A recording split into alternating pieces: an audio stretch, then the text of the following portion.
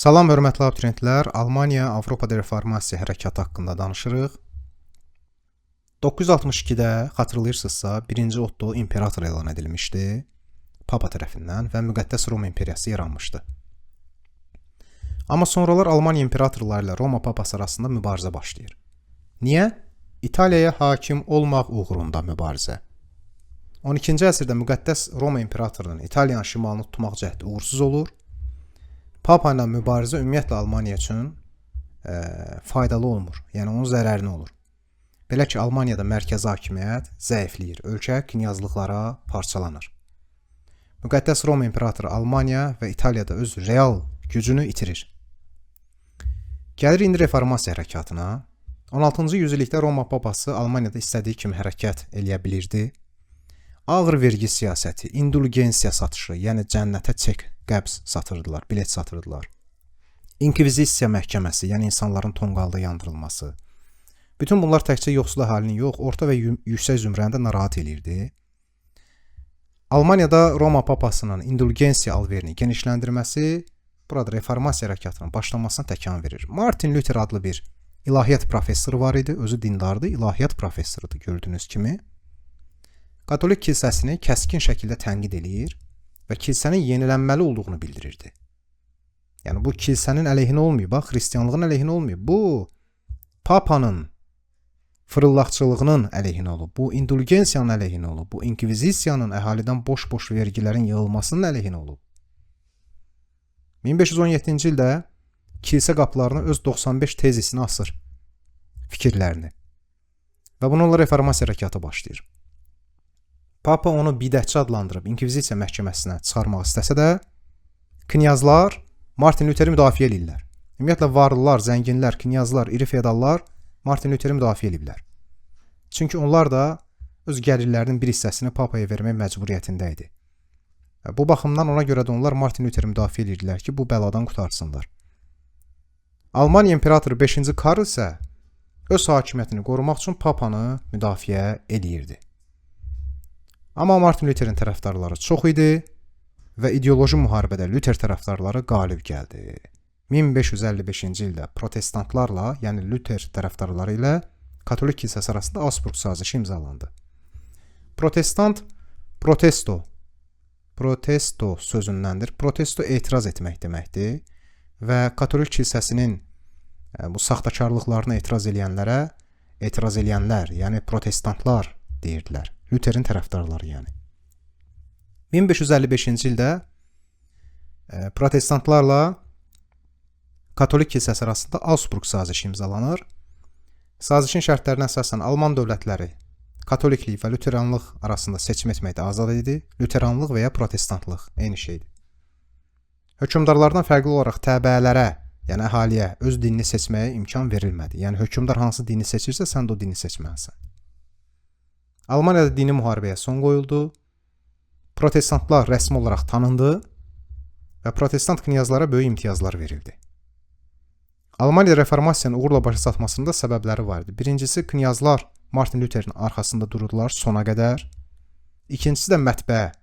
1445-ci ildən Gutenberg ilk mətbəə yaratmışdı. İlk dəfə İncil kitabını çap etmişdi və artıq kitab çap olduğuna görə Luther də öz ideyalarını kitablar və qəzetlər vasitəsilə geniş oxucu kütləsinə çatdırırdı.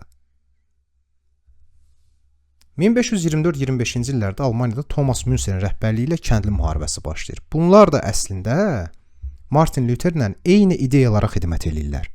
Bunlar da Martin Luther kimi ağır vergi siyasəti, indulgensiya satışı, inkvizisiya məhkəməsi, papanın öz başınalığına qarşı idi.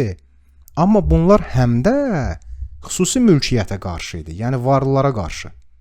Yəni həm deyirdi ki, biz papanın bu əməllərindən canımızı qurtarmalıyıq. Həm də deyirdi ki, feodalların torpaqları əllərindən alınmalıdır, kəndlilərə verilməlidir. Ona görə də knyazlar tərəfindən müdafiə olunmadı bu, feodallar tərəfindən. Martin Luther də ona deyirdi ki, Tomasa, ay Thomas, sən müharibə ilə, ordu ilə, qara qışqırıqla, üsyanla nail ola bilməyəcəksən. Biz sakit-sakit beyinlərə öz ideyalarımızı yeridirik də. Thomas Münzer deyir, yox, mən dinc mübarizənin tərəfdarı deyiləm. Üsyan qaldırırlar. Təbii ki, Knyazlar bu hərəkatı yatırmaqda maraqlı idilər və feodallar bu üsyanı yatırırlar. Thomas Münster də edam olunur, öldürülür. Nəticədə feodal qaydalar daha da sərtləşdirilir, şəxsən azad olan kəndlilər də təhkimli vəziyyətinə düşür və Almaniyada feodal dağınıqlığı uzun müddət davam edir. Avropada reformasiya, məsələn, İngiltərədə necə baş verdi bu? Kral özü reformasiyanı həyata keçirir və krala tabe olan Anglikan kilsəsini yaradır. Məsələn, Fransada yeni bir təriqət məzhəb yarandı, Calvin kilsəsi, yeni bir kilsə yarandı, Calvinizm, başçısı da Jean Calvin idi. İtaliya burada reformasiya məğlub olur. İspaniya burada da reformasiya məğlub olur. Reformasiya hərəkatının sosial-iqtisadi və mədəni nəticələri var. Kapitalist istehsal sisteminin təməli atıldı, təhsil dünyəvi mahiyyət daşımağa başladı. Əvvəl yalnız təhsil deyəndə din nəzərdə tutulurdu. Dini nəticələri, kilsənin əsl niyyəti ortaya çıxdı və dini qayda-qanunlar qismən dəyişdirildi. Əslində əhəmiyyətli dərəcədə dəyişdirildi. Tam olaraq yox, amma çox şey dəyişdi. 16-cı əsrdə katolik kilsəsi parçalandı və protestant kilsəsi yarandı. Həmçinin Calvin kilsəsi də yaranıb. Siyasi nəticələr nə oldu? Almaniyanın siyasi parçalanmasını gücləndirdi. Niyə? Niyə Almaniyanın siyasi parçalanmasını gücləndirdi? Çünki hər knyaz istədiyi dini qəbul edə bilərdi. Elə knyaz var idi ki, katolik qalır, eləsi var idi ki, protestant olur, eləsi var idi ki, başqa bir məzhəb. Bu, təbii ki, parçalanmanı gücləndirən bir şey idi. Augsburg sazişinə görə bayaq izah elədim. Çünki hər bir knyaz istədiyi dini seçməkdə azad idi. Əhali də onun dinini seçməli idi.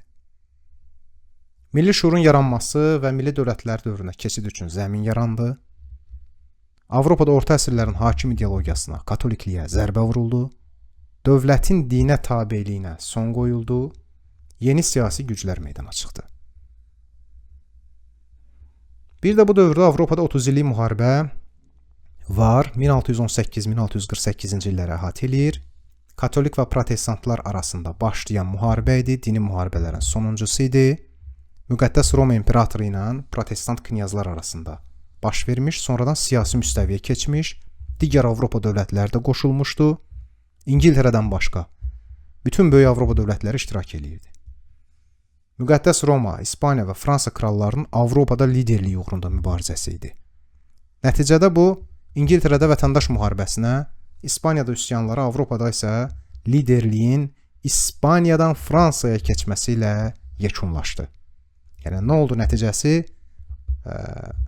İngiltərədə vətəndaş müharibəsinə rəvac verdi, İspaniyada çoxlu üsyanlara səbəb oldu və Avropada liderlik İspaniyadan artıq Fransaya keçdi. Və 1648-də Vestfaliya konfransı çağırılır. Avropanın ilk ən böyük sülh konfransı idi. İlk dəfə olaraq suveren dövlətlərin bərabərliyi prinsipi tətbiq edildi. Yəni, bütün dövlətlər bərabərdir. Müqəddəs Romanı təşkil edən 300 knyazlığın müstəqilliyi və öz dinini təyin etmə hüququ tanındı. Bu isə Almaniyanın parçalanmasını rəsmiləşdirirdi. Yəni 300 dövlət nə deməkdir? Yəni bir Almaniyada 300 dənə dövlət, 300 knyazlıq. Və Vestfaliya sülhü ilə bunların müstəqilliyi təsdiqlənirdi. İlk dəfə Avropa dövlətləri arasında imzalanan bir müqavilədə Papanın imzasına ehtiyac duyulmadı və Avropada dini müharibələr sonlandırıldı və bu konfrans dünyəviliyin güclənməsinə təkan verdi. Reformasiya hərəkatı, Avropada reformasiya, dini müharibələr, 30 illik müharibə haqqında danışdıq. Ümid edirik ki, faydalı oldu. İndi isə vəsaitimizdən daha ətraflı mövzunu öyrənək. Sağ olun, özünüzə yaxşı baxın. Hələlik.